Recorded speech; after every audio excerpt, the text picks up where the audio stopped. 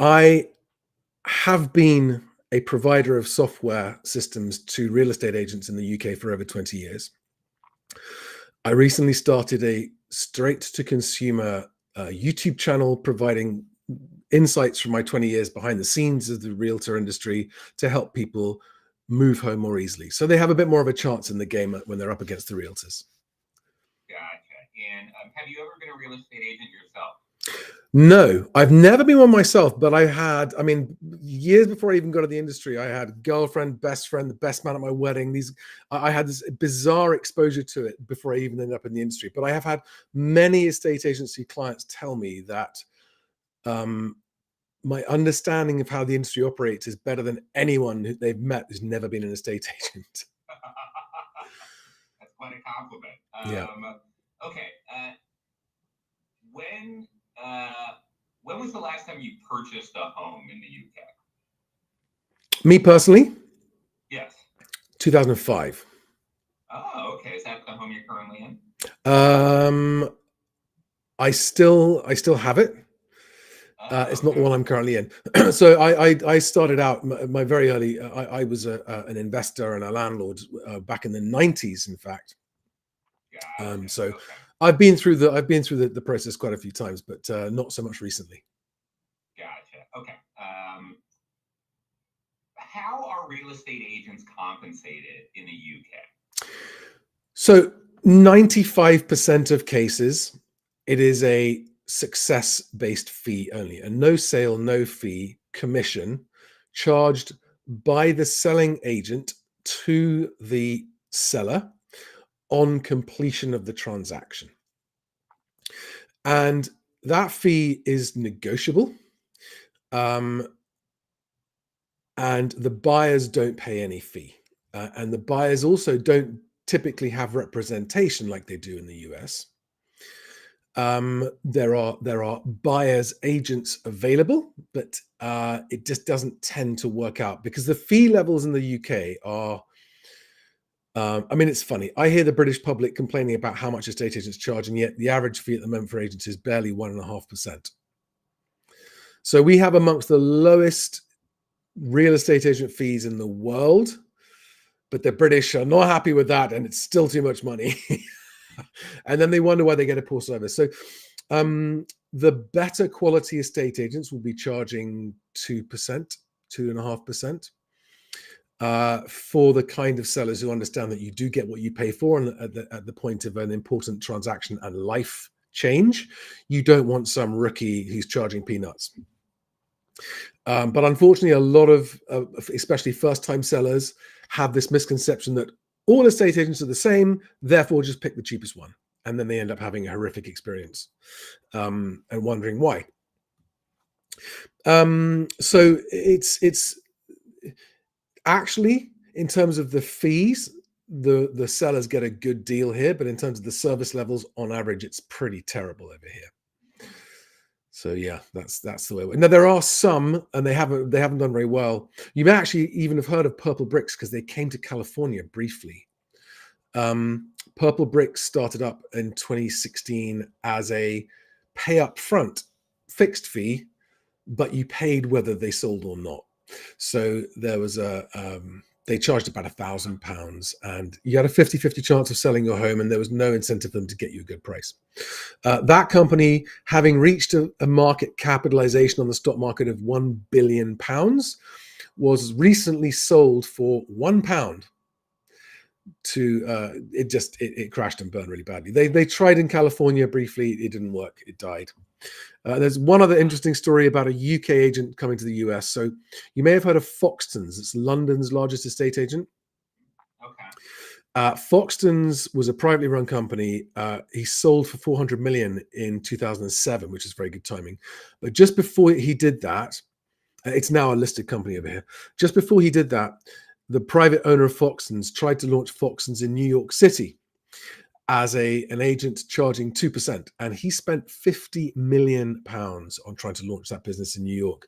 But you can imagine how the US realtors reacted to an agent coming over and trying that. It didn't work out. He didn't get his foot in the door. What time frame was this? That was early 2000s. Yeah, it's so interesting. I feel like obviously there are some market inefficiencies here in the US, and there's been decades of entrepreneurial minded people trying to disrupt it here, and it never takes. And it feels like this is the first time, because of the litigation, Yeah. that some of these new models might actually succeed. I want to switch gears a little bit. You hear from real estate agents here in the US that a buyer needs a real estate agent to kind of shepherd them through the process, to help negotiate with the seller's agent, and that buyers will be at a significant disadvantage if they don't have representation. If that's the case, why aren't, well, how is the UK operating without a buyer's agent most of the time? So buyers will just call the listing agent and say, I'd like to view that property, please. And the buyer will go and view the property. And if they like it, the buyer will make an offer to that agent. So there's no buying. The buyers generally don't have representation. And the sellers, typically speaking, if the property is listed at a sensible price, there will be more than one buyer offering, and it's a simple case of who's got the best quality offer. It's not always just about the price. Like, does one of the buyers have something to sell first, or is the other one a cash buyer? You know what it's like. It's probably the same over there. But at the very high end of the market, because house hunting is time consuming, and a lot of very wealthy people just don't have the time for it, and that's when they engage what they call a search agent, and typically they'll pay them a retainer plus a percentage on the final transaction, and that relationship may run for a year or two. But most buyers at the sort of ordinary level do not have the budget to retain someone on their behalf, and don't really want So are to. buyers just constantly getting screwed over in the UK? Pretty much. Oh, okay. I mean, it's a free market.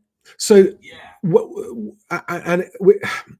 actually, we've had overinflated house prices here, but mostly due to government intervention and meddling and stimulus that just didn't help. Excuse me.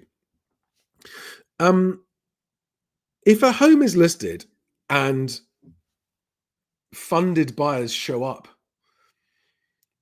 they're competing against each other. They're not really competing or having to deal with the agent. It's a simple question of, now the problem arises when the selling agent is so good at their job that they create the impression of there being competing bids when there aren't, and they will get the uninitiated buyer to end up overpaying, and that happens an awful lot. So those guys are getting screwed over, yes.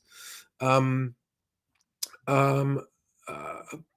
there's definitely a sense amongst first-time buyers that they're going into the lion's pit. It's a snake pit when you're going as a buyer, and there's no representation. And there are buyers who say, "Look, who's on our side?" There are also buyers who are operate under the misconception that they are a customer to the estate agent. Hey, I'm going to buy one of your houses, so I'm your customer, and they don't understand that that's not the case. The seller is the estate agent's customer, and the agent acts on behalf of the seller. And a lot of first-time buyers think, "But you're the agent. You're selling houses. You should be sucking up to me, right?" and they don't understand that that's not the case.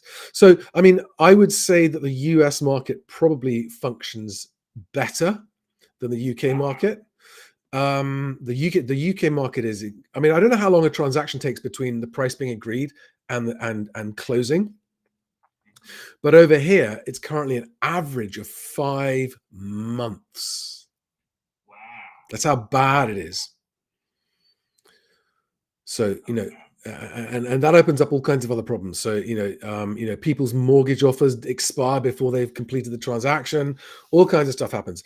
And that 5 months is not by design. It's just by pure dysfunctionality of the market. So we have that in Scotland. They have a different system, and they have a much, much better system. The Scottish system is actually that the realtors are themselves lawyers. And so your realtor is also the lawyer who will execute the transaction for you. And if you want to make an offer on a property in Scotland, your offer has to be vetted, qualified, financially qualified. And if your offer is accepted, boom, that's it, you've transacted. So yeah, it takes a while for the to go through, but you can't back out. Once your offer is accepted in Scotland, you can't back out. That's it. You've traded. You are closed. There might just be some escrow to fix, but you're not backing out. Okay, I want to get back to the incentives of the real estate agents here in the U.S. and the buyers. Right. So I bought a home my first home in fall 2021, and I liked my realtor a lot. She was great. She was incredibly helpful. However, in the back of my mind, I kept thinking, well, fundamentally, she's going to get paid more the more I pay for the house, right? Because she splits the commission with the seller's agent, right? So the higher I pay for the house, the more money she makes, which is not the incentive alignment that I would prefer, right? I'm curious, what you make of that particular feature of the U.S. market, because at some level it does feel crazy. No, I totally understand that. I think from what I've seen and what I know of the USA market, and I've had a little bit of exposure to it, realtors trade very heavily on, or they rely very heavily on their personal reputation. And because an extra $1,000 or $5,000 on the price of what you're buying, 3% of that, that's not worth it to them to get that extra 3% of $5,000, which is what, $150 on their commission. Just their reputation will benefit more from you feeling that they actually did negotiate well on your behalf and got you a fair price.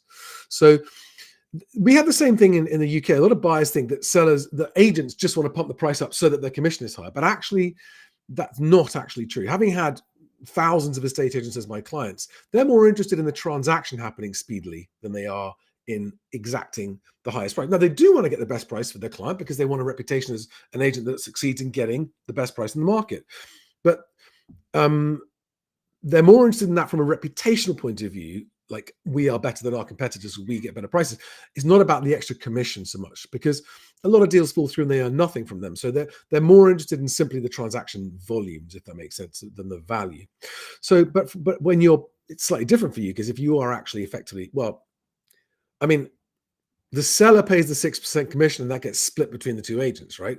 It's coming out of the money that you've paid for the listing, but you don't get invoiced. You don't get billed for that fee. The seller gets billed for the whole lot. It's weird. Like, it's a bit funky and a bit triangular, that relationship. And for example, I know of agents in the UK who will represent a buyer. So for example, we have selling agents and they're selling a home for someone, and that person is going on to buy another home from another agent. And the selling agent says, would you like me to represent you in that transaction? And the way they charge for that is they charge a percentage of everything that they get off the listing price. That seems to make so much more sense. Right. they charge, I think, something like 20% of whatever discount they achieve off the listing price. It's so interesting because and correct me if I'm wrong, but the general perception that I'm getting from you on the US market versus the UK market is the US market, or this commission structure, is irrational, kind of flawed, but also in some ways a little more efficient than in the UK in terms of the speed of the transaction.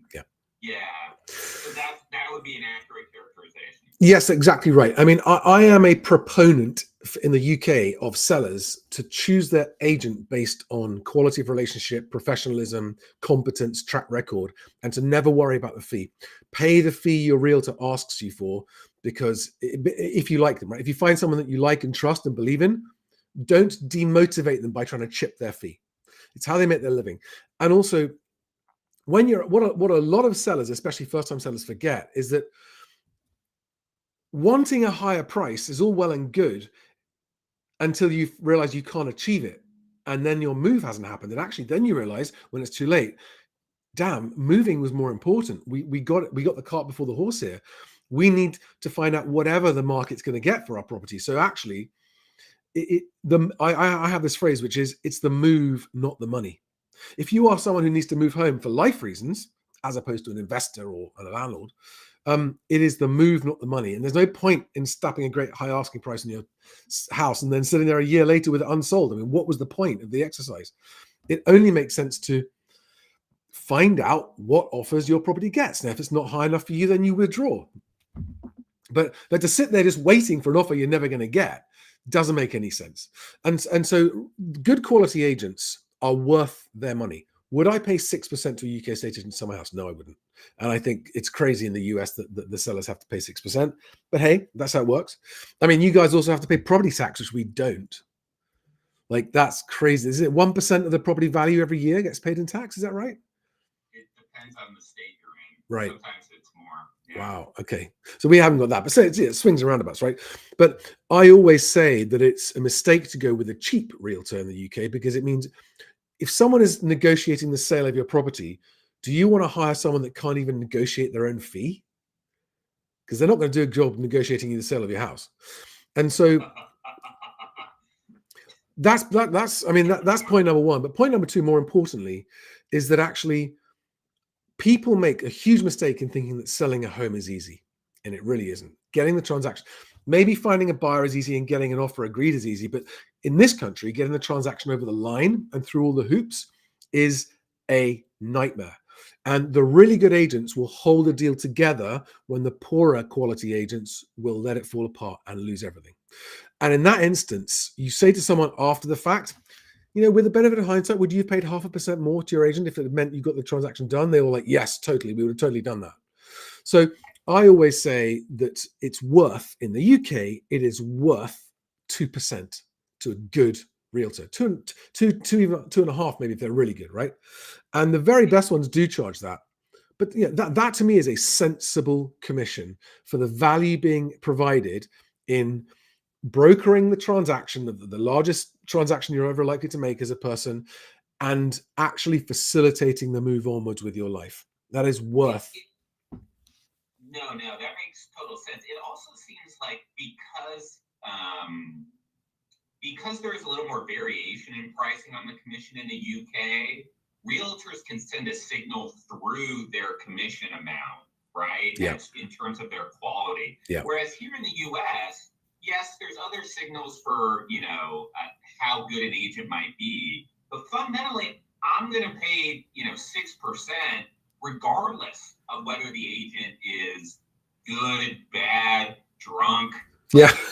So there's no price signal in there. No, that's true. And I mean, you effectively, as far from my perspective, the NAR operates a cartel in the USA. Now, I can say that as a UK citizen, right? That's just my outside, unbiased, impartial opinion.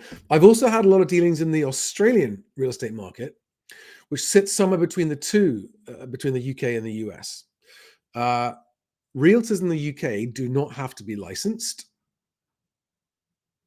which, yeah, there are some people go, really? It's true, and that is a partial problem.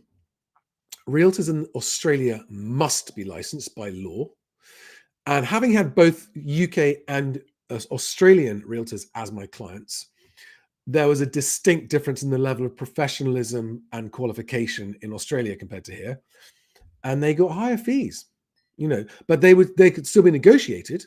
So there wasn't a cartel that fixed the fees. But they were generally charging 2.5% to 3%, and there was no buyer's agent. Okay, Charlie, I hereby appoint you global czar of real estate agent compensation scheme. You are tasked with creating the ideal one for both sellers and buyers and agents, one that actually makes sense. What does that look like? Whew. All right. Well, look, I don't think all buyers need representation. I think, if you are a competent, functioning professional who deals with negotiations in your life anyway already, you're not going to be intimidated by the process of viewing a listing, formulating what it's worth to you, and making your offer. You're not going to need representation necessarily. But if you're not, if you are new and you are intimidated by the process, then you should have the possibility to have someone negotiate on your behalf. I agree with that. I don't think you are quite right in that it doesn't make sense that the buyer's agent's commission is linked to the sale price, because there is a kind of conflict. Even if it's a small one, it's a conflict. So I do genuinely think that when the job is done well by the selling agent, in other words, they allow the home seller a quick and painless sale and ability to move on with their life. And this is especially important in situations like personal situations like divorce, or debt situations, or of course people die, and all those life situations. They're worth 2.5%. They're worth 2.5% all day long if they do it well. But it definitely shouldn't be the case that everyone gets the same no matter how good or bad you are. That doesn't make any sense to me at all, because that results in your situation in the realtors who really are good at it, they abandon the lower end of the market and they move up. And it means that the people selling at the bottom end of the market don't have the same quality representation that they could be getting, which isn't fair, right? You should be able, just because you're selling a house that's at the lower end of the price spectrum, doesn't mean you shouldn't be entitled to good representation from your agent. So, now, so if it was a global one, yeah, I mean, I would say the trouble is you don't want to fix the price, because you do want the free market to operate. But I would say 2.5% with caveats. For example, do you deliver within the agreed time frame? If not, your fee starts to erode. Did you deliver on price expectations in terms of the sale price? If not, you're going to lose some of your fee as well. So you are not just because 2.5% of the total sale price, and you sell it for $10,000 less, the realtor doesn't care. But if the realtor's fee reduces in the same proportion as the loss to the seller, well, that's going to sharpen your focus and make you pay. So I think there is a sliding scale fee, and it should work the other way as well. If you end up achieving way more than expected for your seller, I actually have a personal story of this, not someone I know. You should be entitled to share the upside too, because then you're both motivated. The story is, I mean, it's a quick story, but in a nutshell, wealthy guy selling his house invites around 3 high-end agents to value it. And he said to me, he left them alone. He gave them the keys. It was a big, big place, right? In the countryside as well. And he said, when you all agree on a value, come and find me and tell me what it is. But I don't, until you're all in agreement, because he actually appointed all 3 of them as joint sole agents, so effectively to work as a team. They came to him and said, we all agree that this house is worth £6 million. And he said, great, what's the fee? And they said, we want 3% because it's joint sole agents. And that's normal, right? 3%. He said, cool, fine. I will pay you 3% for anything you get me up to 6 million. And I will pay you 25% of anything above 6 million that you get me. And they got him 6.75 million, I think they got him. So they went 750 grand over their own estimate. He was happy, and they pretty much doubled their fee. That makes sense. That's when you're properly aligned. You do well, you both do well. If you fail to deliver as an agent, you suffer. You pay the price. That makes sense. And in fact, it's interesting you ought to do this, because I'm part of what I do, which I didn't mention, is I actually have a national property website of my own in the UK called Best Agent, and I'm going to be offering a draft sale contract between the seller and the agent with this fee structure recommended as a really fair way forward. And it almost, because I don't know if you know this, you get people who, both the seller and even the agent themselves don't enjoy the negotiating process. They like each other. They want to get on and work together. Someone who's impartial offers a way forward, and they can both just go, yeah, this is good. We'll go with that. So, but yeah, I think that it doesn't make sense that all buyers have to pay 3%, because effectively you are. I mean, you've written a check or whatever, you've taken out a mortgage to buy that property, and 6% of it just got paid to the realtors. Okay. up, but which you probably heard, but very eloquently just ignored. The good news is you're recording. It won't pick up any of that. This Okay. recording won't pick up. All right. Last question, Charlie. If you were a real estate agent, would you rather work in the UK or the US? The US all day long. My God, I have been offered the job in the UK many times, and there is no amount of money that would make me be a real estate agent in the UK. They get such a bad rap. I mean, many of them deserve it, but some of them don't, and the ones who don't get a bad rap, and it's just counterproductive. But what they have to put up with in terms of emotional people every day, emotional members of the public getting irrational upset, which you do because people do. I don't know how they do it. I don't know how they do it. There's no amount of money that made me do that job. In the US, yeah, okay, that's, you know, someone else is taking care of the buyer. That's cool. Like, that immediately as a selling agent, I haven't got to deal with the buyers. Thank God for that, because that's actually the hardest part for agents in the UK, is dealing with very unhappy and irrational, frustrated buyers all the time. It's so interesting. It's not really the compensation part here. It's the emotional labor. Because you're directly negotiating with the buyers in the UK, you're going to come across some inexperienced, emotional, probably irrational buyers sometimes, as opposed to an agent. There's trade-offs with every scheme. It's really interesting. All right, this was fantastic. Thank you, Charlie, for the time. The story will air next week. I don't know if you're familiar with Marketplace or NPR, but NPR. Like BBC. Okay, so this will be like a feature. It'll probably be like 3 to 4 minutes. You'll likely be one of several voices in it. No guarantee you'll be in the final version, but you likely will be. And if you